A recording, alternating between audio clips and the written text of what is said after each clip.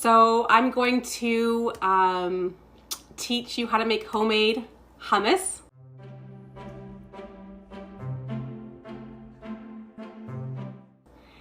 And the reason I chose hummus is because a lot of people are stocking up on chickpeas, garbanzo beans, and I want people to know what to do with your dried beans as well as what to do with your canned beans as well, since there's a lot happening right now. And a lot of people don't make these staples at home yet because we really haven't needed to do that in the past. I've been making homemade foods, sauces, salads, salad dressings from scratch for a long time. So I thought I would share this knowledge. For those who don't know me, I am Casey. Most of you will know me. And I'm here to share some tips with you. So if you don't have tahini, I'll show you what it looks like. Actually, this is tahini that I got from a food trade show. It's from Zoom. So I'm using it. Sometimes they give us these samples to try. So basically all it is sesame seeds that's ground up. So if you don't have tahini, you just need to get some roasted sesame seeds or raw sesame seeds, grind it up in your food processor, and there you go. You have homemade tahini. So now you can start doing that now, and you don't need to clean out your blender or your Cuisinart, because we're just gonna mix everything in there anyhow. This is a really great recipe because you just have to wash one item. So if you do have your tahini, that's fine. What we're gonna do now is I'm gonna go on to the chickpeas. Now, normally when you get chickpeas, they look something like this out of the can. I'll just kind of put it up. Whoa.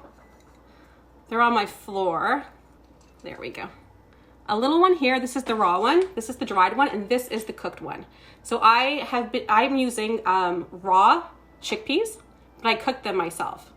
So I took this raw chickpea and I soaked it for about, actually I soaked it overnight. You don't need to do that, but I always soak my nuts, I always soak my almonds, and I always soak my beans because it releases nutrients and enzymes and makes it actually healthier. It starts a sprouting process. So look at the difference. So I soaked it, and then if you have a slow cooker or a pot of water or the Instapot, you can just easily cook the beans. You just cover it with water, press the bean button, and it'll cook perfectly. That's all I did. Okay, so I had these extra ones here. So that's the difference between the two. So I'll put these back so they don't get mixed up. So what we're gonna do is, I have my chickpeas here. This is 2 cups. I'm gonna open up my food processor. The reason I'm using the food processor and not the Vitamix this time is because the Vitamix, it's hard to get thick substances out of it. I find that you waste a lot of food. In the food processor, you know, the blade comes out, you can really scoop it with a spatula, so you don't have that waste. Now, if you are making a thinner hummus, then go ahead and use a blender. I like mine thick with texture, and I also like, hey Sawyer, that's my nephew. And so I also like to watch, have it thicker because you can always drizzle olive oil on top of it. Okay, so the first thing we'll do is pour the 2 cups of the chickpeas into the food processor. And now after I do this, I'm going to show you one other thing. So if you look at the chickpeas, it has a coating on it. So if you pop it out, it has like this skin on it. Now what you can do, if you want the flavor to be more rich and more distinct, you can take all of these pieces off. I've done that once and it was quite addictive. I had to do the whole thing because I could not stop. So you can always take this off. It's a great activity for kids if you want them to help out. And it just gives a more smooth flavor. Now, if you don't want to do that, you don't need to do that. I only did that once because it's very time consuming, but it's also very meditative. Like, it's really, you get to be on your own. You're just thinking, you know, you're letting your mind be zen. So it's an idea if you want to get the kids involved and you want to have an extra activity, you can always have them do that. Okay, so we'll add that in there. Next, we are going to add in 1.5 teaspoons of kosher salt. So I do not have that. I only use Himalayan salt, pink Himalayan salt. So since we're blending everything, I'm just going to put that in there. Okay, and you can always use, the idea is always to add less is more. You can always add more after. So if you don't love salt and you're like, that might be a little too salty for me, just do less. And then you can always taste. The key to this is taste all the time and add in more lemon if you want, add in more salt if you want. So you can always add in, you can't take away. We've all learned that the hard way. Okay, next we'll add in the tahini. So I'm gonna start by using the little packet that I got. And you're supposed to massage it first because basically, since it's just sunflower seeds, here I'll give a little shout out to the Soom company. Since it's just sunflower seeds, it does separate. The oil separates from the nuts. So, okay. Thanks so much, Dana. And I have my 1/3 cup here. So I'm just gonna squeeze that in. Oh, this is hard to do. And then you can supplement with, I have a second jar because I think I'm gonna be making a lot of this. So you just scoop it out with a spoon. There, it looks kind of like peanut butter, but it's sesame butter. Okay, measure it out, and then you'll pour that also into the food processor. Okay, put that aside. And the next is we are going to I'm going to use 6 tablespoons of lemon juice. So I have pre-squeezed my lemon juice, but all you need to do is take your lemon, roll it on the counter, roll it in your hands. This releases a lot of the juices. So you'll get more juice out of your lemon than you normally would. And then if you have something like this, you just cut it in half, and you put your lemon in it and squeeze it, and it catches all the seeds. If you don't have that at home, then you can just do it through your hand. I mean, you're the only ones who are eating this anyhow, since everyone's in their own homes, but just squeeze it through your hands and you'll catch the seeds in your hands, okay? So I'm gonna take the lemon juice, and I'm gonna do 6 tablespoons.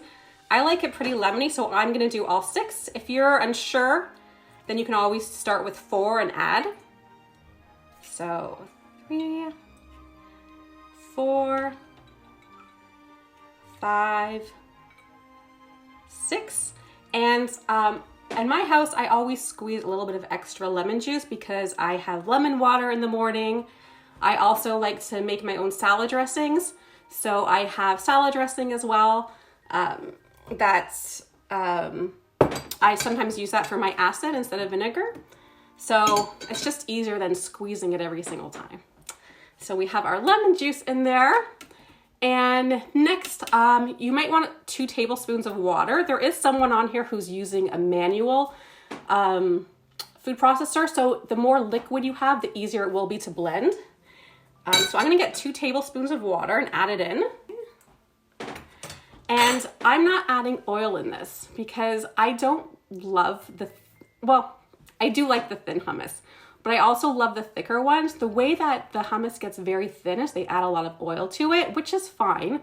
And it's delicious too, but I like that thicker one. So if you wanna add a couple tablespoons of oil in it, you can.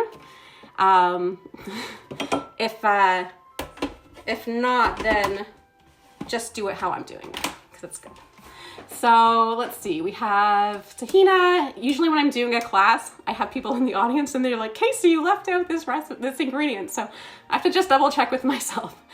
Oh, the garlic, see? So I have the garlic. So we have the garlic here. There's different kinds of garlic you can get. There's like different varieties. This one has more of a purplish tinge to it, and this one's more white. If you guys want to learn how to plant garlic, I can do that another time. It's very easy. And I have peeled my garlic as well. So I have 3 of them here. Now all the cloves are different sizes. So I have this, this, and this. So if you can tell the difference. So the recipe calls for 3 cloves of garlic, but obviously you don't know what you're gonna get. So again, use your judgment on that as well. I love garlic. They're all going in. Okay, that's everything. So now we do the blending, and I'll just start that. I'm just gonna stop it and check it. The only thing with when you're using a food processor is sometimes the part underneath the blade doesn't get that blended, and that's fine because when we take it out, it'll be blended.